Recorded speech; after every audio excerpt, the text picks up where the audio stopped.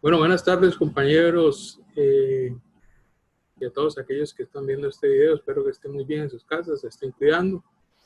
Y vamos a revisar el día de hoy entonces el tema de la unidad 4 que corresponde a la segunda ley de la termodinámica. Voy a estar cambiando entre el modo de video y la presentación.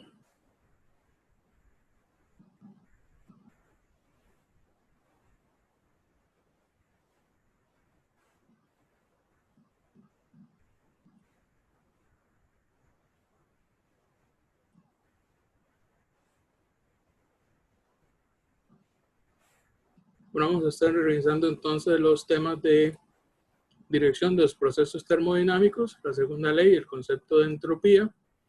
Vamos a ver cómo funcionan los refrigeradores y los motores de combustión más típicos y estaremos también revisando el ciclo de Carnot. Los objetivos: determinar si un proceso es reversible o irreversible, qué se entiende por entropía y cómo utilizar este concepto para analizar los procesos termodinámicos, qué es una máquina térmica y cómo se calcula su eficiencia, la física del motor de combustión interna, que vamos a ver los tres tipos de motores más comunes en este momento, cómo se relacionan los refrigeradores y las máquinas térmicas y cómo analizar el rendimiento.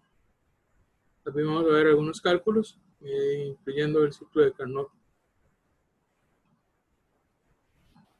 Todos los procesos termodinámicos que se dan en la naturaleza son procesos típicamente irreversibles. Los procesos que son realmente reversibles, estamos hablando de que son procesos en los cuales se dan condiciones ideales. Ya todos sabemos que cuando hacemos un análisis de cosas reales, normalmente no son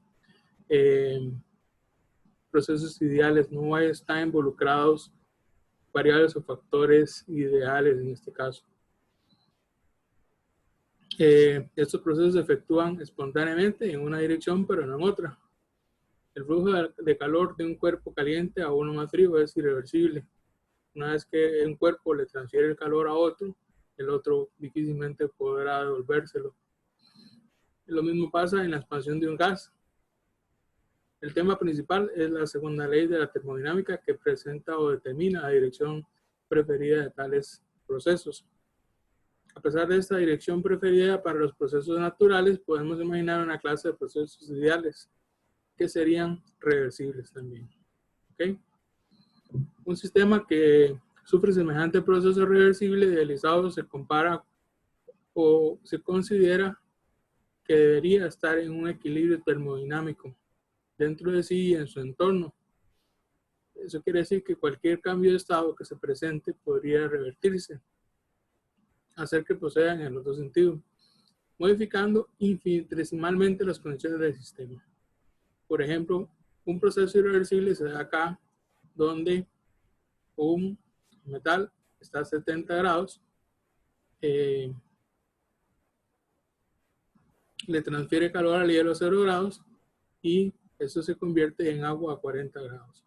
Eso quiere decir que aquí no hay un equilibrio termodinámico y por lo tanto la transferencia de calor se procede de forma irreversible.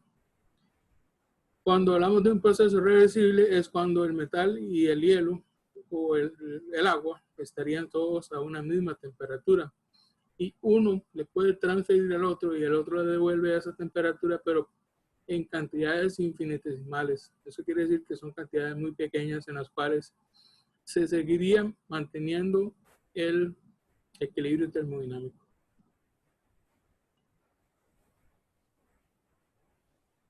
Entonces, los procesos reversibles son procesos en equilibrio con el sistema, siempre en equilibrio termodinámico. No hay flujo de calor dentro de un sistema que tiene una temperatura verdaderamente uniforme en todas sus partes y un sistema que en verdad está en equilibrio mecánico, no se expande ni realiza trabajo sobre su entorno.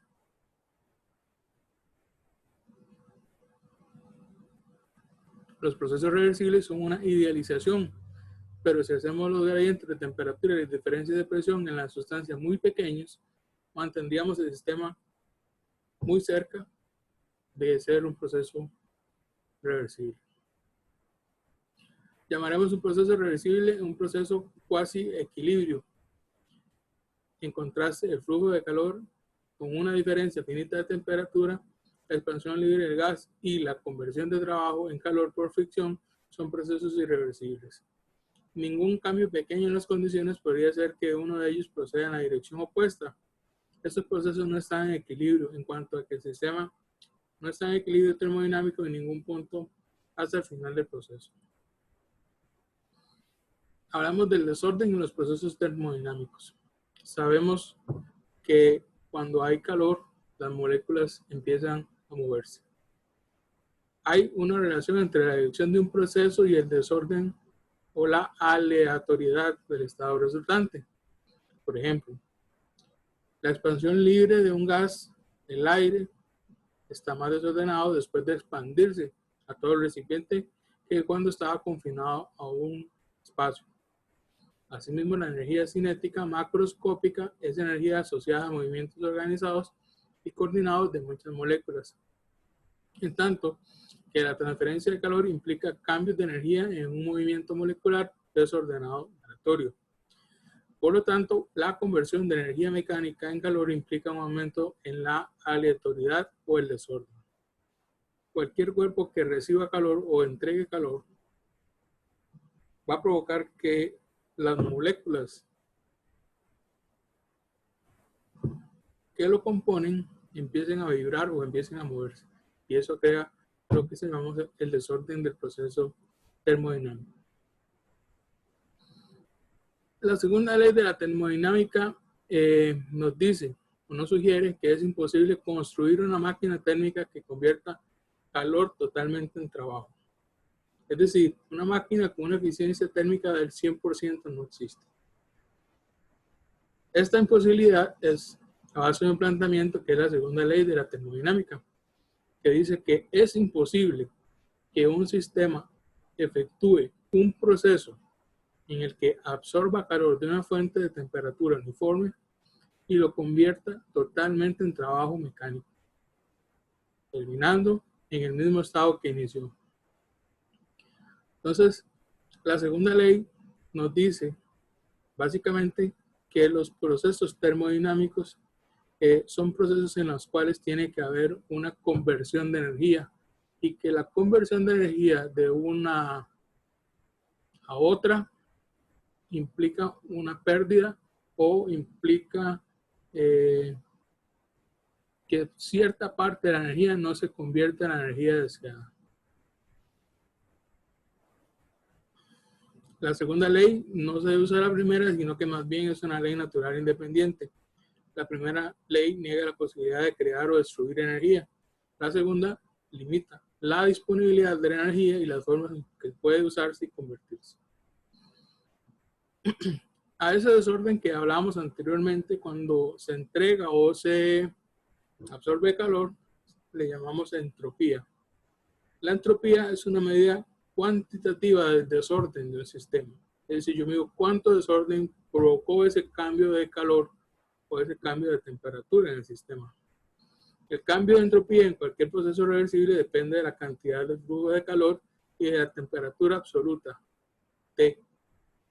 Introducimos el símbolo S para la entropía del sistema y definimos el cambio infinitesimal de entropía, ds, durante un proceso reversible infinitesimal a una X temperatura absoluta. En este caso, hablamos de que un diferencial de entropía va a ser igual a un diferencial de calor entre un determinado temperatura. Si un proceso entrega calor o absorbe calor, pasa de estar en un estado 1 a un estado 2. Y eso se considera como un cambio en la entropía. Ningún estado que entregue o absorba calor va a tener una entropía de 0. Siempre va a haber un cambio en la entropía. Y a eso le llamamos un delta S o un cambio de entropía. De un estado inicial al estado final. y siempre va a ser entonces la cantidad de calor transferida dividido entre la temperatura del sistema.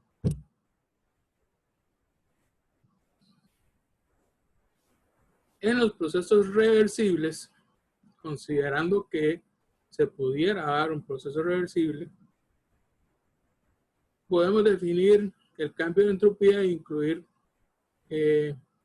las condiciones de un estado a otro, ya sea si es isotérmico o no.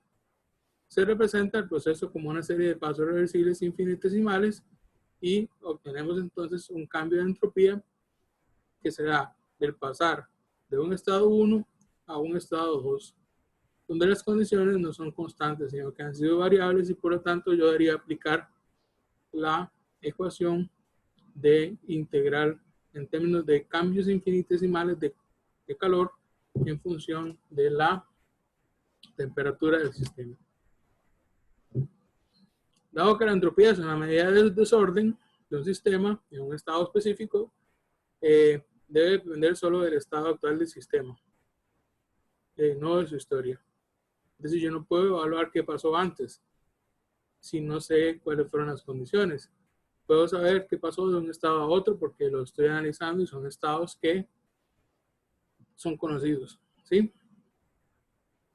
Cuando un sistema pasa de un estado inicial con una entropía de S1 a un estado final con entropía S2, el cambio de la entropía va a ser entonces S2 menos S1, o lo que es igual entropía final menos entropía inicial.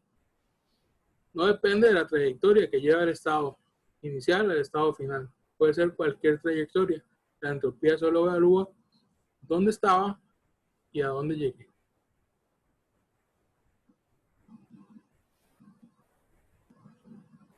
Por lo tanto, la entropía de un sistema también debe tener un valor definido para cualquier estado dado del sistema. La entropía en un proceso cíclico es 0. ¿Por qué? Porque el estado inicial y el estado final es el mismo, aunque yo haya hecho cualquier trayectoria.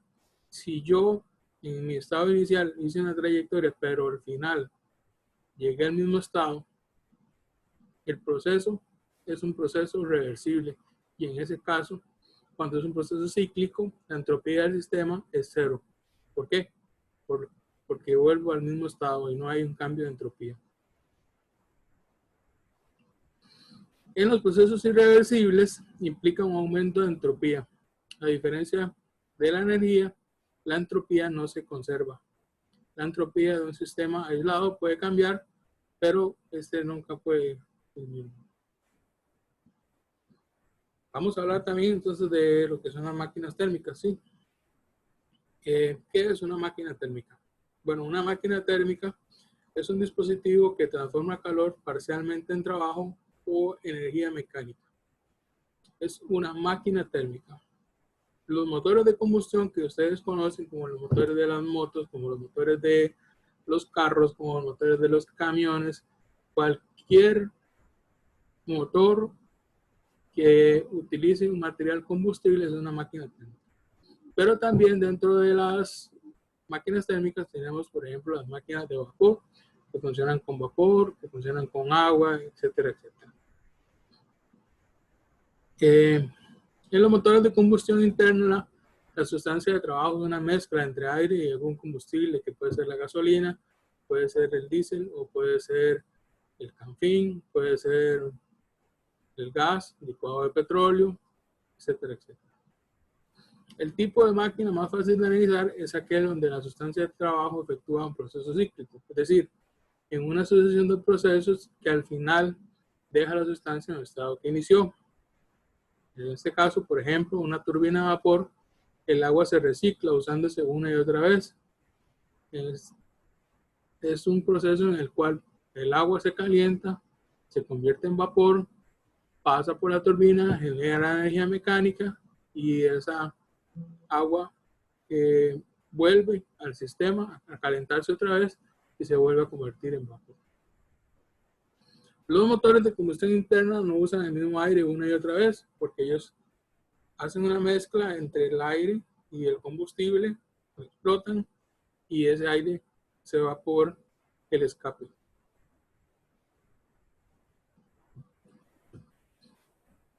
Dentro de las máquinas térmicas, vamos a tener dos tipos de fuentes de calor involucradas con el trabajo mecánico.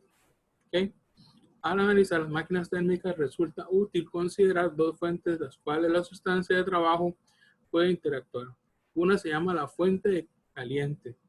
Es la que me proporciona a mí el calor y puede dar a la sustancia de trabajo grandes cantidades de calor a una temperatura H, que es temperatura hot, temperatura caliente, sin cambiar apreciablemente su propia temperatura. Hablamos entonces de que la fuente caliente es la fuente de energía que va a hacer que se transforme la energía de la fuente de calor en energía mecánica. Es la que nos va a dar la energía para convertirla a energía mecánica. Si estamos hablando del proceso de un motor de combustión, vamos a decir que la fuente caliente, en este caso va a ser la gasolina mezclada con el aire que va a explotar dentro de los cilindros del motor y que nos va a producir la energía mecánica que mueva la moto, el carro o el avión o el equipo que esté involucrado en ese momento. La otra energía o el otro tipo de calor también se conoce como la fuente fría. Es la que puede absorber grandes cantidades de calor desechando por la máquina a una temperatura constante menor que llamamos TC, que es temperatura fría. En este caso, cuando hablamos del calor o de la energía fría, estamos hablando de la energía que no se convirtió en energía mecánica en el proceso, sino que es una energía que se desecha. Es energía que no se convirtió y tiene que desecharse. En el caso del carro, por ejemplo, la moto, el avión, lo que sea, un motor de combustión, hablamos de que aparte del calor que se genera en la explosión de los cilindros, no se aprovecha en energía mecánica, se queda como calor y ese calor sale por el escape o la mufla del carro, la moto, y es una gran cantidad de energía que no se pudo convertir en energía mecánica y eso se le conoce como la energía o el calor de la fuente fría. ¿Sí? En el sistema de vapor, la turbina de vapor, que también les comentaba el ejemplo, las llamas y los gases calientes de la caldera son la fuente caliente y el agua y el aire empleados para condensar y enfriar el vapor usado sería la fuente fría. Entonces hablamos de que existen dos cantidades de calor transferido de las fuentes calientes fría, uno llamado el QH, que es la energía de donde viene el calor, y QC, que sería la energía que se desecha o que no se convirtió en energía mecánica. Una cantidad de calor es positiva cuando se transfiere a la sustancia de trabajo y es negativa si sale de dicha sustancia.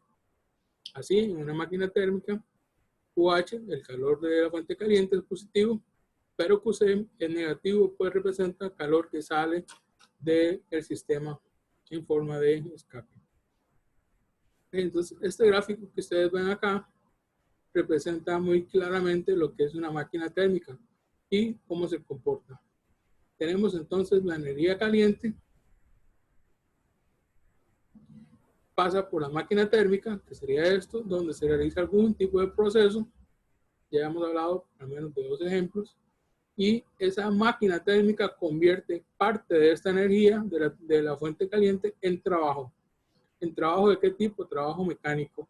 Girar un eje, girar una rueda, girar una polea, lo que sea.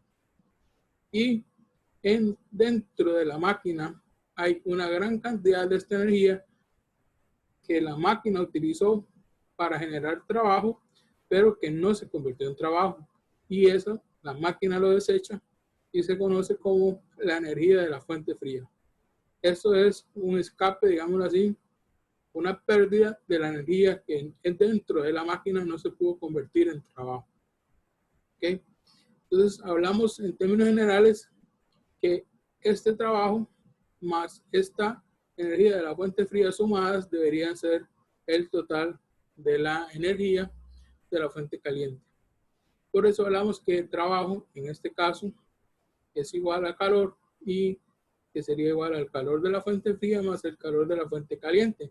Pero el calor de la fuente caliente es positiva porque se está entregando a la máquina. Pero el calor de la fuente fría está saliendo de la máquina y por lo tanto este signo de la energía de la fuente fría es negativo. Entonces debemos considerar que la ecuación en términos generales es que el trabajo es igual al calor de la fuente caliente menos el calor de la fuente fría. Es decir, parte de la energía que yo tomé de la fuente caliente se convirtió en trabajo, pero parte de esa se salió de la máquina y no fue absorbida por la energía mecánica en este caso. Otro concepto muy claro dentro de la máquina tiene que ver con la eficiencia. Y la eficiencia me dice a mí qué tan buena es la máquina generando esta energía mecánica. Porque la máquina está hecha para eso. Eso es, el objetivo es convertir la mayor cantidad de energía en trabajo. Y eso lo medimos con la eficiencia. La eficiencia anotamos con la letra E y me dice cuánta energía mecánica se produjo de toda la fuente caliente que yo tenía. Y eso me va a dar un valor entre 0 y 1. Entre más cerca esté de 1, obviamente la máquina es más eficiente y entre más cerca esté de 0, va a ser una máquina menos eficiente. Por acá tenemos entonces las fórmulas. También hay otro despeje considerando la energía de la fuente fría y la fuente caliente.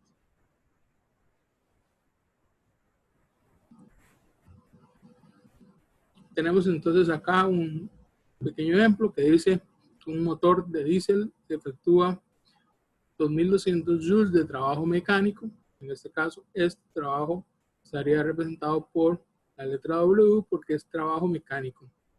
Y desecha, es decir, expulsa, quiere decir que esa es parte de energía que no se convirtió en energía mecánica y eso representa automáticamente la energía de la parte fría. ¿Sí? Expulsa 4300 joules de calor en cada ciclo. Es decir, cuánto calor debe aportarse al motor en cada ciclo y calcule la eficiencia. La primera pregunta me dice cuánto calor debo aportar. Me están preguntando cuánto es el total de la fuente caliente. ¿Por qué? Porque me dan el trabajo mecánico y la parte de que yo desecho. Entonces, vamos a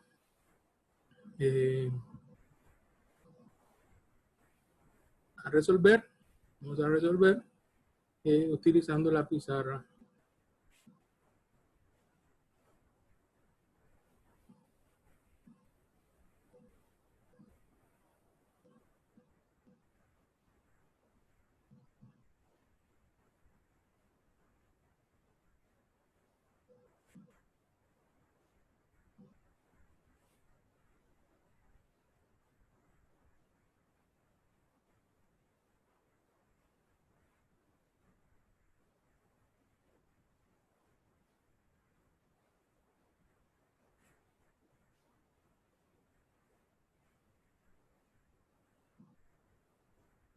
Tendríamos entonces que W, disculpen que me quede tan feo porque bueno, esta es una de las primeras veces que utilizo esta modalidad de pizarra, ¿verdad? Y una muy buena mi calografía. Diría que QH, entonces menos QC, ¿verdad? Entonces en este caso, vamos a hacerlo con un texto. Tendríamos entonces que trabajo es igual a QH menos QC. ¿Sí? Tenemos entonces los valores. Despejando la fórmula, tendríamos entonces que QH es igual a trabajo mecánico más QC. ¿Sí? si le damos entonces, sustituimos los valores, tendríamos que QH es igual a el trabajo mecánico, que es 2200 joules, más el calor de la fuente fría, que es el que se desecha, que serían los 4300 joules de calor, y por lo tanto, una suma sencilla, tendríamos que QH es igual a 6500 joules de energía. Vean que es relativamente sencillo estos datos y nada más es una suma muy sencilla. Calcule la eficiencia del motor. Para la eficiencia, entonces usaríamos la ecuación que dice que la eficiencia es igual a la cantidad de energía mecánica dividida entre el total de la fuente caliente. Sustituimos entonces que la eficiencia sería la cantidad de energía mecánica, que es 2200 joules, dividido entre 6500 joules, que es la cantidad total de la energía caliente, y eso nos va a dar la eficiencia, y nos daría entonces la eficiencia un valor de 0.338,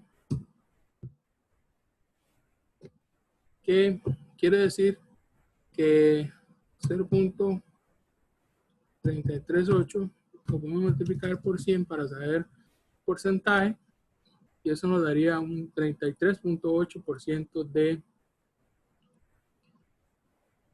de eficiencia en porcentaje para la cantidad de el valor de la eficiencia de esta máquina con los datos que nos han entregado. Entonces, seguimos entonces con la presentación. Voy a borrar la pizarra o esta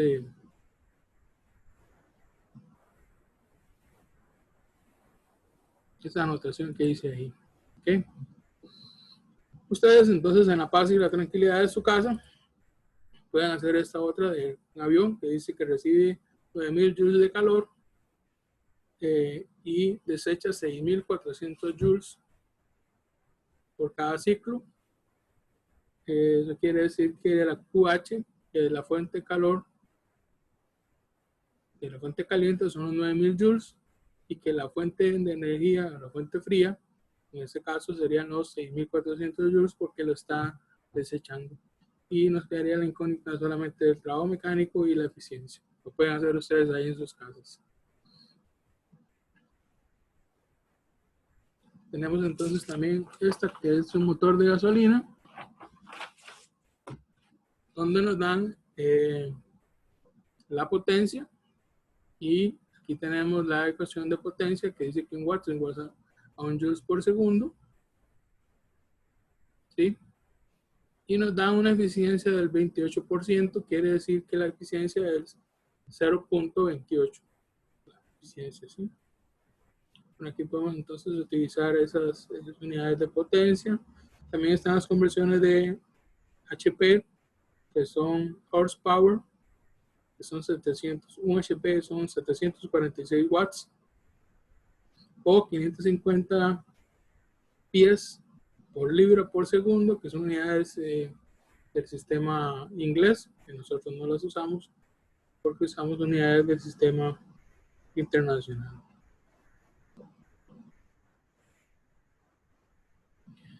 Otra de las máquinas térmicas son los refrigeradores. Entonces vamos a ver cómo funciona un refrigerador.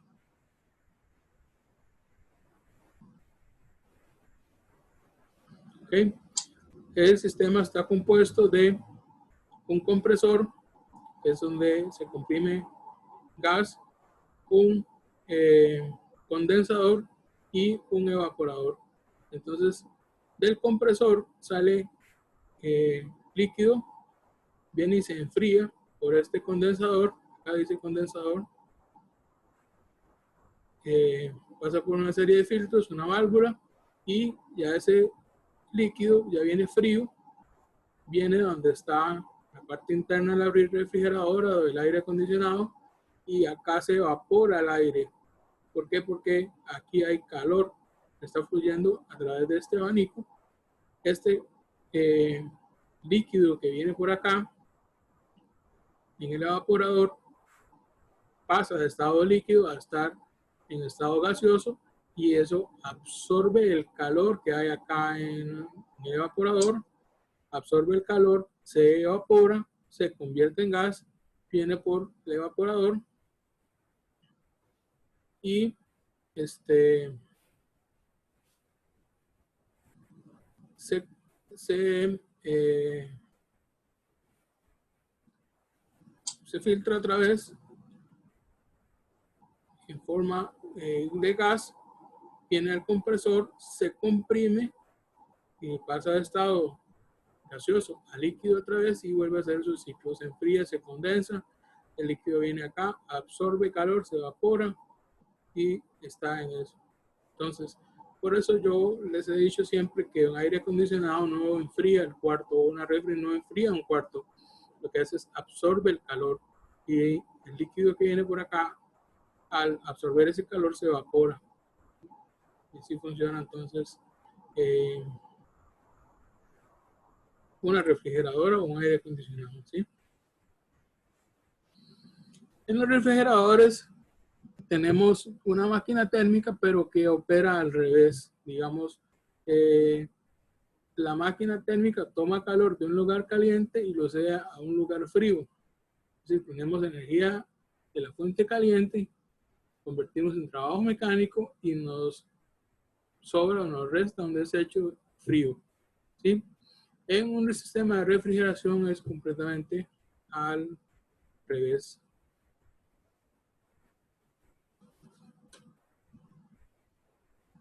Toma calor de un lugar frío, en este caso, y lo cede a un lugar más caliente, que es posiblemente fuera del refrigerador. Una máquina térmica tiene una salida neta de trabajo mecánico, y el refrigerador más bien requiere de trabajo mecánico para convertir esa cantidad de fuente fría en fuente caliente. Entonces, las ecuaciones básicamente son las mismas que vimos antes, solo que los signos son al revés, ¿sí? Pero el concepto es exactamente igual, ¿sí? Tenemos una eficiencia del sistema de refrigeración, que en este caso le llamamos K, y que vean que en este caso cambia el concepto un poco, porque yo lo que necesito es obtener energía fría o fuente fría del total del trabajo, y es el coeficiente de rendimiento de un sistema, de una máquina térmica, que es un refrigerador en este caso. Vamos a ver el gráfico de cómo se comporta. En este caso, acá abajo tenemos una gran cantidad de fuente fría, en este caso la máquina térmica, que requiere energía mecánica para convertir o absorber el calor que hay en un elemento y enviarlo hacia afuera en forma de fuente caliente, ¿sí? Lo mismo que les explicaba, bueno, con el video. Acá tenemos una figura, ¿verdad? Como es la refrigeradora. En este caso hay un evaporador adentro que absorbe el calor y produce eso, el frío. Se comprime. Ese gas comprimido se pasa por un condensador para enfriarlo y condensarlo, y vuelve otra vez el ciclo. Si ustedes ven sus refrigeradoras, no sé si la que ustedes tienen en la casa en este momento tiene una parrilla al lado de atrás o no se ve, pero si no se ve es porque esta parrilla está dentro de la refrigeradora, y no es que no la tenga. Todas las refrigeradoras van a tener esto, ¿sí? Externamente o internamente la van a tener. Y todas van a tener este evaporador. Puede ser que se vea o no se vea, porque normalmente ahora no se ven, y lo que hay acá en el evaporador es el evaporador dentro de una cubierta de plástico en el congelador, y con unos abanicos que hacen que el frío circule a través de la refrigeradora, ¿sí? Entonces, bueno, vean que la máquina térmica refrigeradora es exactamente la misma máquina térmica, pero en el proceso exactamente al revés. Dice, bueno, tenemos un refrigerador, tiene un coeficiente de rendimiento de 2.0, durante cada ciclo absorbe 3.4 por 10 a la 4 joules de energía fría. ¿Cuánta energía mecánica se requiere en cada ciclo para operar un refrigerador? Y durante cada ciclo, ¿cuánto calor se desecha a la fuente caliente? Entonces, vamos a ver qué datos tenemos. Tenemos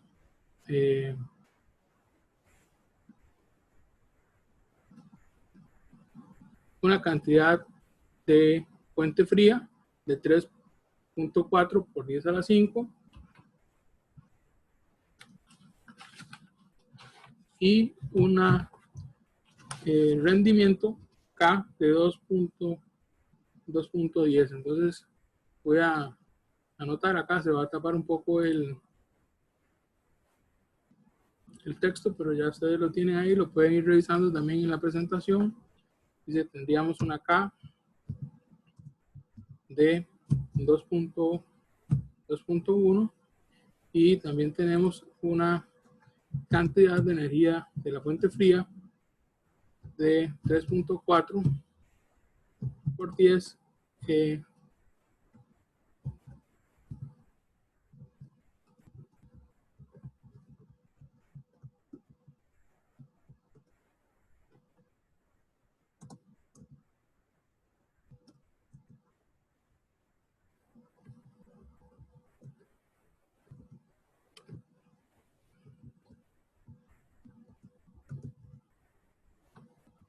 bueno, por 10 a la, digamos que eso es a la 4, ¿sí?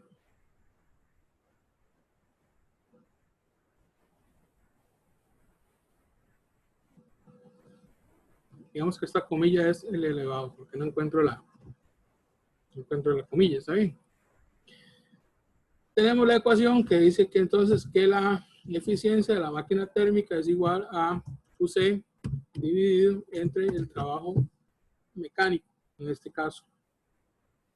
¿Sí? Tenemos esa ecuación y tengo K y tengo QC. Solo me queda despejar entonces el trabajo mecánico, que sería igual a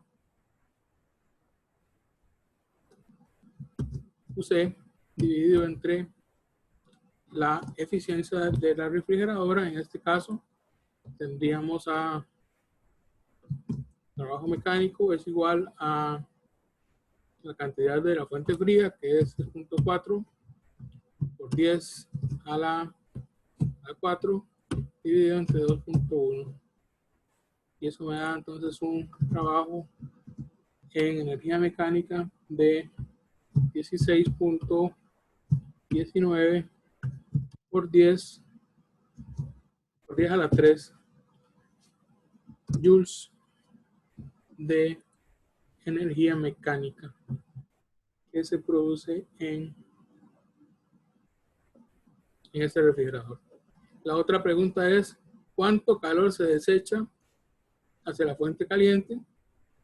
Sabemos entonces que el calor de la fuente caliente, QH, en este caso para las refrigeradoras, es igual a la energía mecánica más la cantidad de energía de la fuente fría. Tendríamos que QH es igual a 16.19 por 10 a la 3 más la cantidad de energía de la fuente fría, que es 3.4 por 10 a la 4. Y eso nos da que hay una cantidad de calor que se desecha que llamamos QC para las máquinas refrigeradoras, por la máquina térmica tipo enfriamiento de 50.10 10 a la 3 joules en total.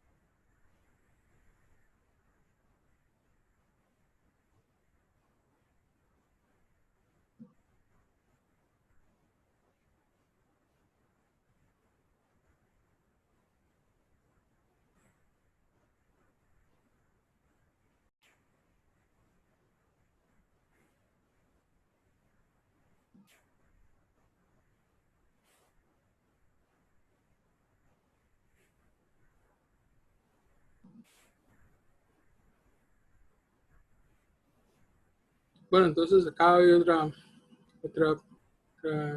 ejercicio pequeño ahí que ustedes pueden hacer en su casa y vamos a ver entonces cómo funcionan los motores de combustión interna en este caso.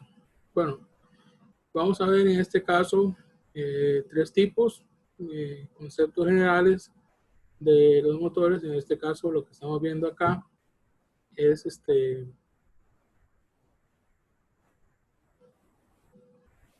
un motor de combustión interna de 4 tiempos, se llama motor de 4 tiempos.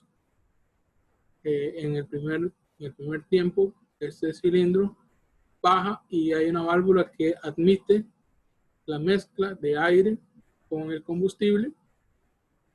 El cilindro llega al final, comienza su carrera hacia arriba y comprime esa mezcla de aire con combustible en el pistón lo máximo posible.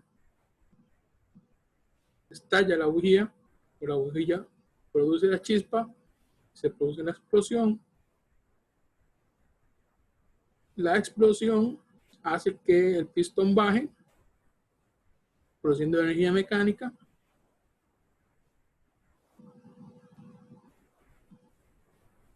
Y luego los residuos de la explosión son comprimidos y expulsados mediante la apertura de la válvula de escape. Vamos a ver entonces tres tipos de motores: el motor de 2 tiempos, el motor de 4 tiempos y el motor de diésel, cómo funciona.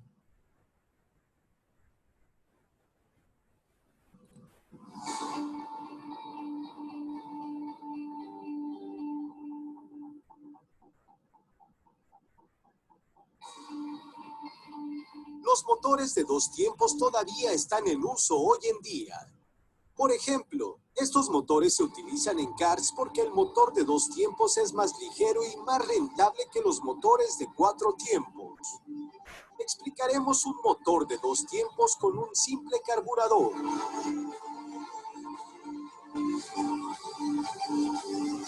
La construcción es similar a los motores de 4 tiempos. El motor de 2 tiempos tiene un pistón. El cárter se utiliza para el cambio de gases. Además, hay una bujía, una lumbrera de admisión y una lumbrera de escape. Lumbreras son válvulas. Es la presencia de la lumbrera de carga. Echemos un vistazo más de cerca a los tiempos individuales. En el primer ciclo, se introduce una nueva mezcla de aire y combustible a través de la lumbrera de admisión. La mezcla se muestra en rojo. Al mismo tiempo, la mezcla se comprime en la cámara de combustión y finalmente se enciende por la bujía. Comienza el segundo ciclo. El aire caliente se expande y presiona el pistón hacia abajo. En consecuencia, la mezcla es forzada a entrar en la cámara de combustión. La nueva mezcla fuerza los gases quemados fuera de la cámara de combustión.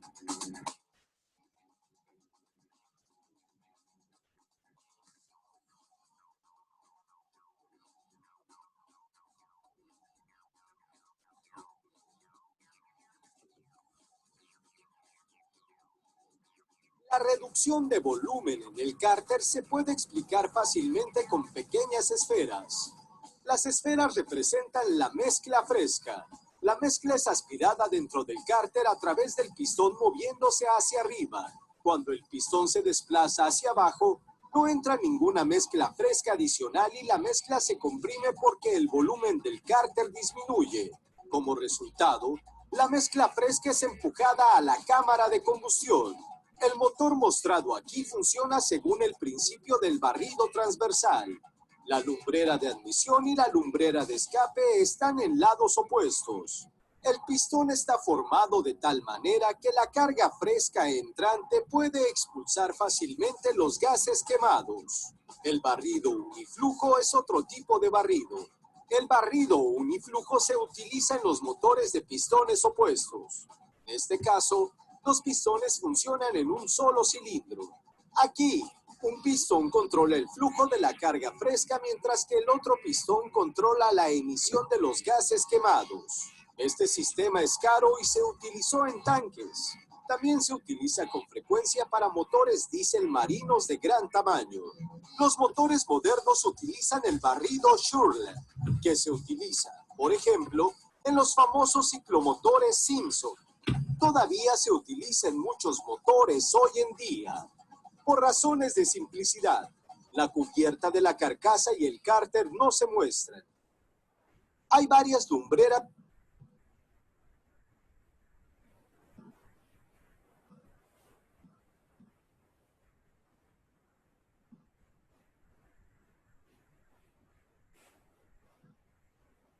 El otro video que ustedes pueden ver ahí es el video de un motor de 4 tiempos. Yo voy a dejar los enlaces ahí para que ustedes también los vean en la presentación.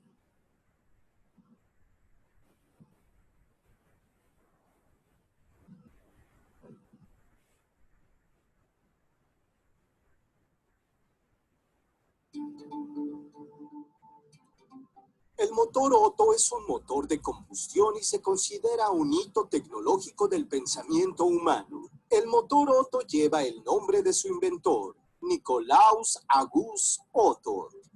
Los motores Otto se utilizan en motocicletas, coches y otros vehículos.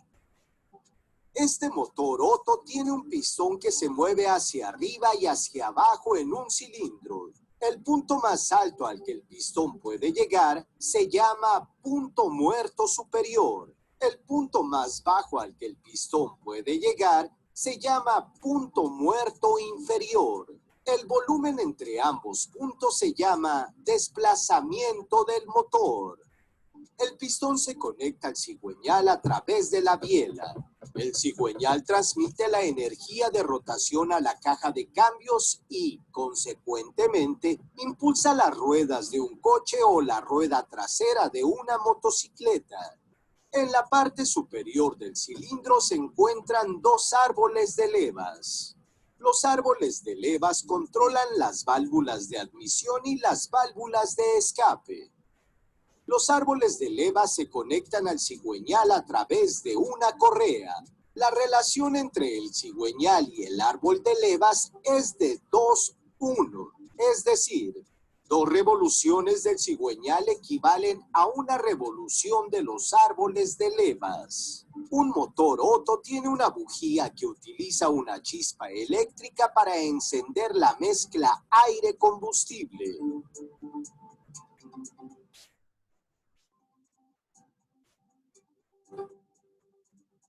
El primer tiempo se denomina tiempo de admisión.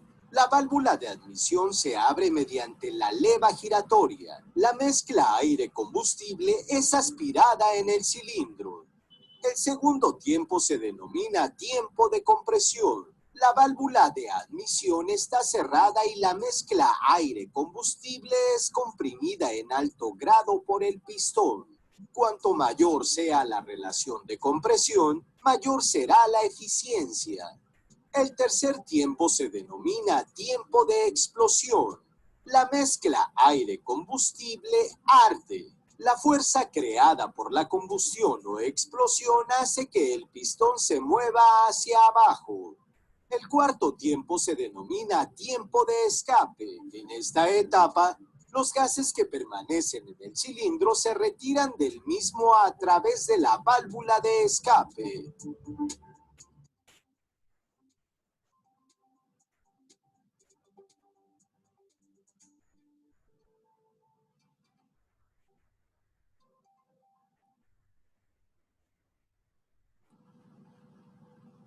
Por último, entonces vamos a ver que es cómo funciona el motor diésel. Rápidamente. El principio de funcionamiento de los motores diésel fue inventado en 1893 por Rudolf Diesel. Esta animación describe el principio básico de los motores diésel por medio de un motor 4 tiempos de 4 cilindros en línea.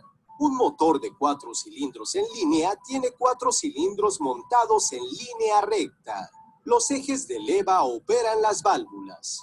En esta animación, cada cilindro tiene 4 válvulas, de las cuales 2 son válvulas de entrada y 2 son válvulas de escape. El sistema de inyección de combustible suministra combustible a los cilindros. Los pistones son forzados hacia abajo durante el tiempo de combustión. La fuerza ejercida sobre los pistones se transmite a través de la biela a la caja de engranajes. En un motor de 4 cilindros en línea, siempre hay un pistón que realiza uno de los 4 tiempos. En consecuencia, los motores de 4 cilindros suelen funcionar más suavemente que los motores de 1 y 2 cilindros. Un motor diésel de 4 tiempos tiene los mismos tiempos que un motor de ciclo Otto: admisión, compresión, combustión, escape. Durante el primer tiempo, el motor diésel aspira el aire a través de las válvulas de admisión. Durante el segundo tiempo, las válvulas de admisión están cerradas y el aire es comprimido. La temperatura del aire se eleva y alcanza casi 1300 grados Fahrenheit porque el aire es altamente comprimido en el cilindro. Durante el tercer tiempo, se inyecta combustible diésel en el cilindro. El combustible se enciende debido a la alta temperatura del aire. La combustión empuja el pistón hacia abajo. El pistón transfiere la energía al cigüeñal. Durante el cuarto tiempo, el combustible quemado sale por las válvulas de escape abiertas. A continuación, se inicia de nuevo el ciclo. Una gran ventaja de los motores diésel es que suelen ofrecer entre 25 y 30% de mejor economía de combustible que los motores de gasolina similares.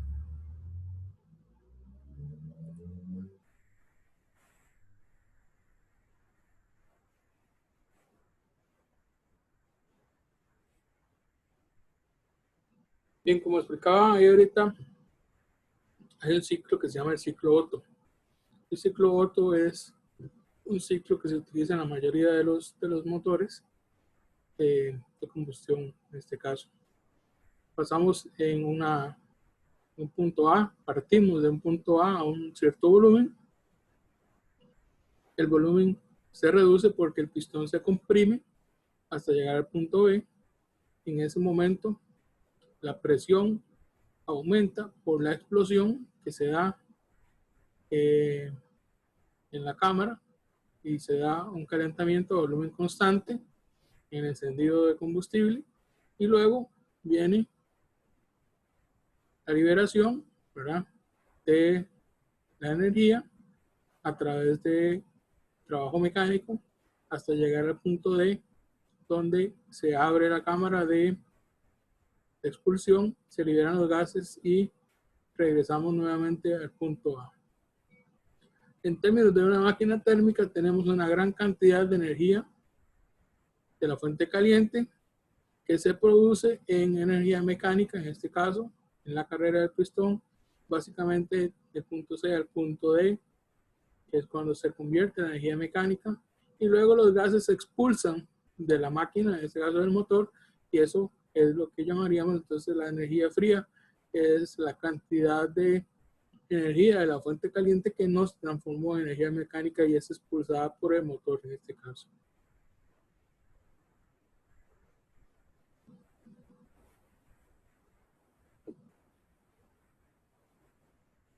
El ciclo Otto, bueno, es un modelo idealizado, supone que la mezcla se comporta como un gas ideal, no toma en cuenta fricción, turbulencia, pérdida de calor en las paredes del cilindro y muchos otros efectos que reducen la eficiencia de un motor real.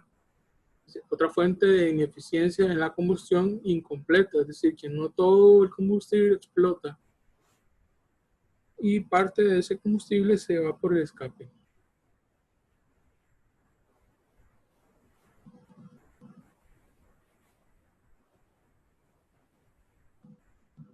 De esta manera, el calor absorbido de la gasolina es menor que el calor de combustión total. La diferencia se desperdicia y el escape contribuye a la contaminación del aire. Las eficiencias de los motores de gasolina reales suelen ser del orden de 35%. Es bastante bajo. En el ciclo del motor diésel es similar al de gasolina, solo que no tiene una bujía de chispa, sino que el aire caliente y a alta presión al entrar en contacto con el diésel explota.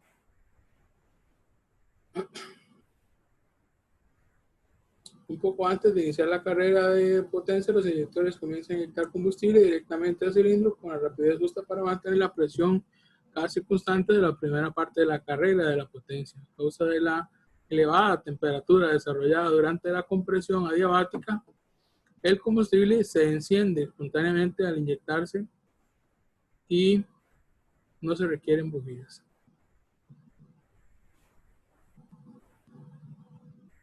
Entonces vemos el ciclo de diésel es muy similar, solo que la fuente de la energía caliente, en el caso del diésel, se da en el preciso instante donde paso debe hacer, es decir, cuando paso del encendido del combustible por el calentamiento que se da en la cámara del cilindro, se produce el trabajo mecánico y también en el último paso se expulsan los gases de la combustión dentro del motor diésel.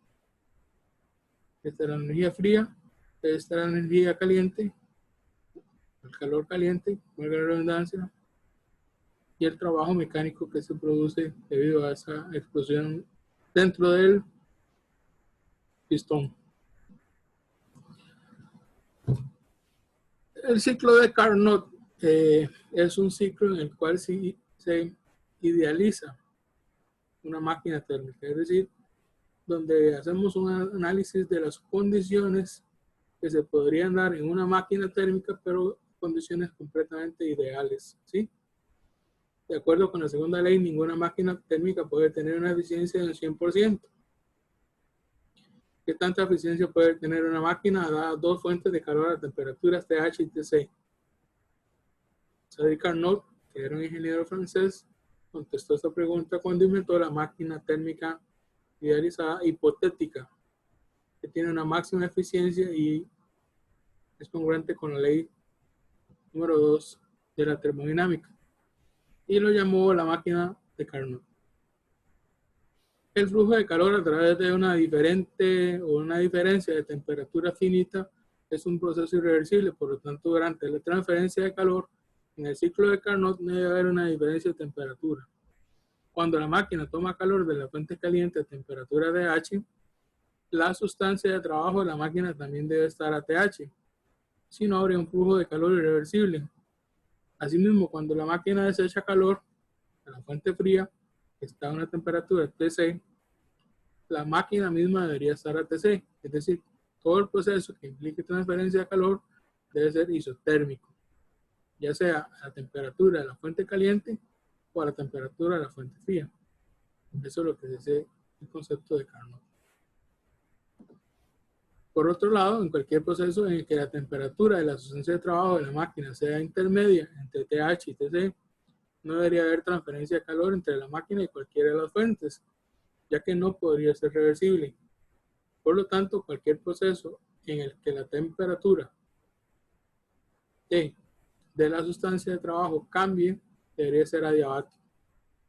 Lo crucial es que todo proceso de nuestro ciclo idealizado sea isotérmico o bien adiabático. además debe de mantener el equilibrio térmico o mecánico en todo momento para que el proceso sea totalmente reversible, que es lo que busca la máquina de Carnot. Ok, en el ciclo de Carnot, el ciclo consiste en 2 procesos isotérmicos y 2 procesos adiabáticos. Todo es reversible según Carnot, idealmente. La figura muestra un ciclo de Carnot que emplea como sustancia un gas ideal, un cilindro pistón, que cuenta con los siguientes pasos. El gas se expande isotérmicamente a una temperatura TH, absorbiendo calor de la fuente caliente de A a B. El gas se expande adiabáticamente hasta su temperatura baja, que es TC, temperatura fría, y eso sería el tramo BC. El gas se comprime isotérmicamente hasta llegar a TC, expulsando calor UC, que sería la sección TC a D en la gráfica que ya vamos a ver. Y cuarto, el gas se comprime adiabáticamente hasta su estado inicial a temperatura TH, que sería el segmento de D hasta A. ¿Okay? Entonces acá tenemos el proceso de la máquina del ciclo de Carnot, en el cual, según Carnot, hay un trabajo mecánico sin necesidad de que haya un intercambio de energía. Estamos entonces en el punto A. Hay un cambio de A a B, que es el paso 1, que es la expansión isotérmica hasta llegar al punto B. En el punto B se da una expansión adiabática hasta llegar al punto C. De C a D vamos a tener una compresión isotérmica al punto D, y luego de D a A vamos a tener una compresión adiabática hasta que llegamos nuevamente al punto inicial del ciclo. Entró calor al ciclo a través del proceso de A a B, se convirtió en energía mecánica, expulsó la energía en forma de calor y regresó a su estado inicial. Según Carnot y según los cálculos que él hizo, entonces existe una eficiencia para la máquina de Carnot que está determinada por estas ecuaciones. Temperatura caliente entre temperatura fría entre temperatura caliente, o temperatura caliente menos temperatura fría entre temperatura caliente. Y también Carnot dijo que podría existir una transferencia de calor en la máquina si yo consideraba estas condiciones, que la razón de la cantidad de la temperatura del calor frío dividido entre la cantidad de calor caliente fuera igual a menos la temperatura de la fuente fría dividido entre la temperatura de la fuente caliente. En este caso podemos aplicar valor absoluto según sea el caso y el análisis de si el calor entra o sale de la máquina de Carnot en este caso. El refrigerador de Carnot en este caso, dado que es reversible, todo el ciclo podría revertirse, y también podríamos tener una refrigeradora de Carnot en ese concepto.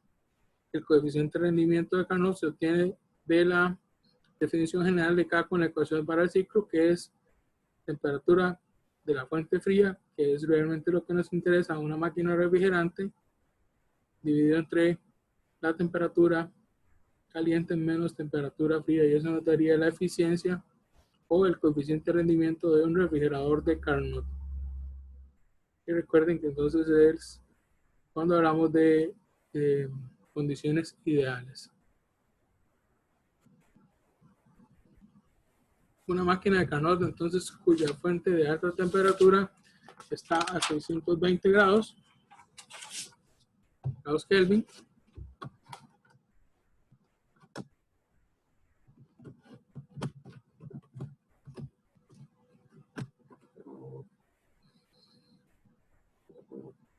Recibí 550 joules de calor a una temperatura en cada ciclo y cede 335 joules a la fuente de temperatura baja.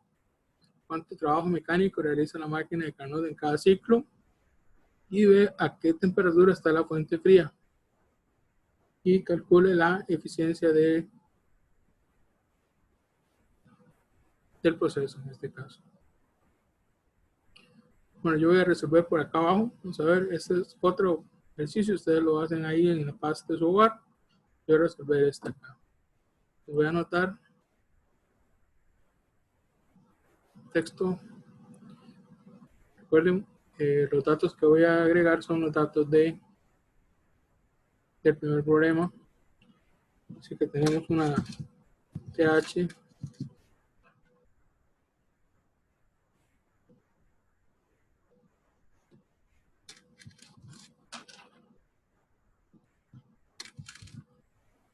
de 620 grados Kelvin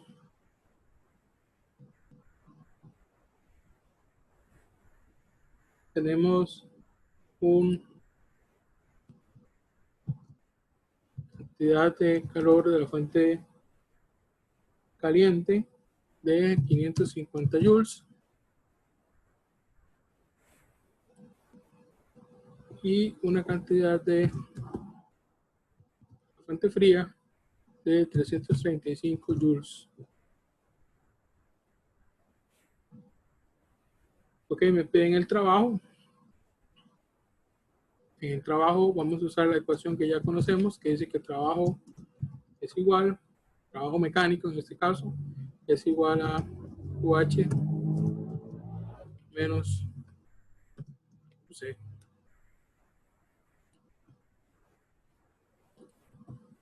Trabajo entonces sería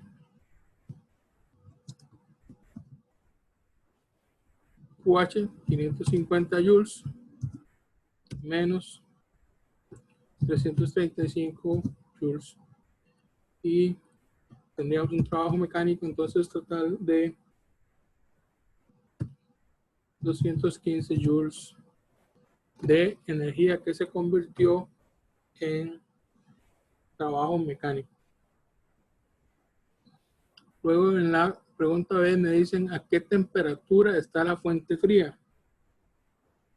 Para eso vamos a usar entonces la relación que nos da Carnot, que dice que UC dividido entre UH debe ser igual o es igual en una máquina térmica ideal a menos TC dividido entre TH. De esta ecuación entonces despejamos a TC, que es lo que nos están preguntando, que sería igual a menos UC por TH y todo eso dividido entre UH.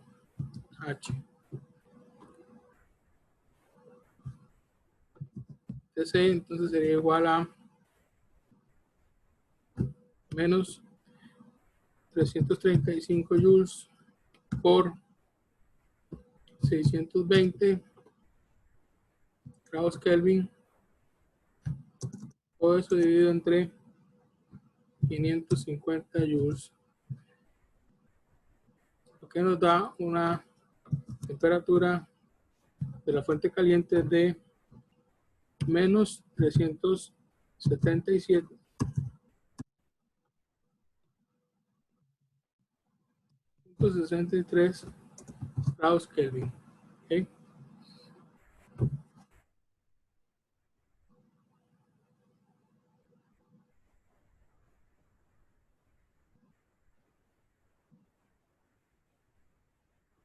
Recuerden que hablamos de valores absolutos, cantidad de temperatura y cantidad de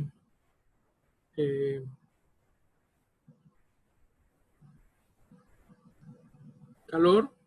En este caso, sabemos que la temperatura absoluta más fría conocida es 0 grados Kelvin, por lo tanto no existiría menos 377 grados Kelvin. Es ilógico pensar eso, entonces no existe ese valor, por lo tanto consideramos que debimos haber aplicado los valores absolutos acá en la ecuación. Debemos haber aplicado acá valores absolutos.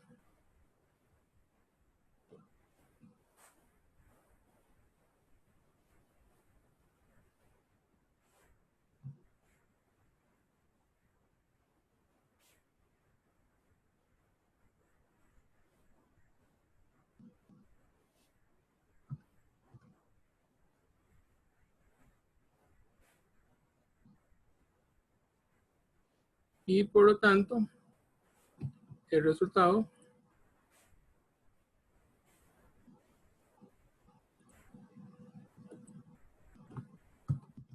ese debería ser 377.63 grados Kelvin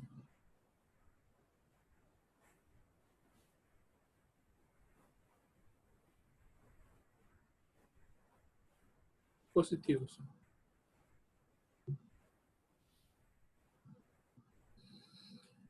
Por último, nos preguntaban entonces cuál es la eficiencia del ciclo térmico.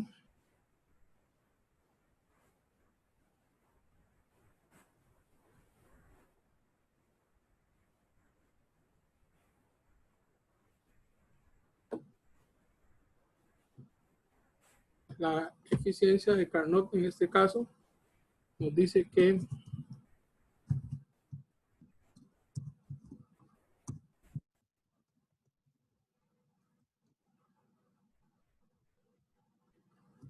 TH menos TC, todo eso dividido entre TH, esa sería la eficiencia, y entonces esta eficiencia nos daría un valor de 0.39 de esta máquina térmica que estamos realizando en este primer ejercicio. Ustedes pueden hacer el segundo ejercicio en la paz de sus hogares.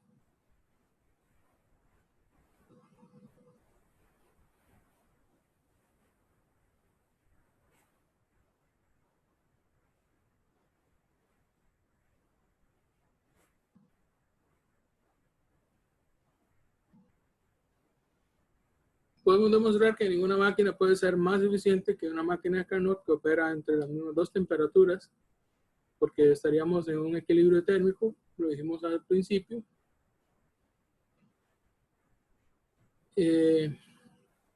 La clave para demostrarlo es que, puesto que cada paso del ciclo de Carnot es reversible, idealmente, todo el ciclo puede ser reversible.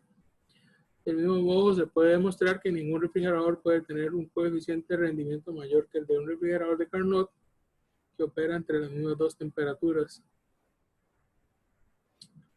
Así, la afirmación de que ninguna máquina puede ser más eficiente que una máquina de Carnot es otro planteamiento equivalente a la segunda ley de la termodinámica de Él, que sigue directamente todas las máquinas de Carnot que operan entre las mismas dos temperaturas tienen la misma eficiencia, sea cual sea fuere la naturaleza de la sustancia de trabajo. Hablamos de que estamos trabajando entonces en un proceso completamente equilibrio térmico y por lo tanto la eficiencia para cualquier máquina que opere a una misma temperatura en un equilibrio térmico va a ser siempre la misma. Bueno, eso sería entonces lo que teníamos que ver con respecto a la unidad de segunda ley de la termodinámica.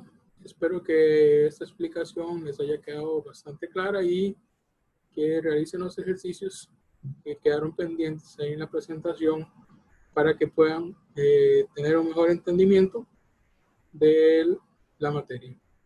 Ha sido un gusto para mí y espero vernos pronto.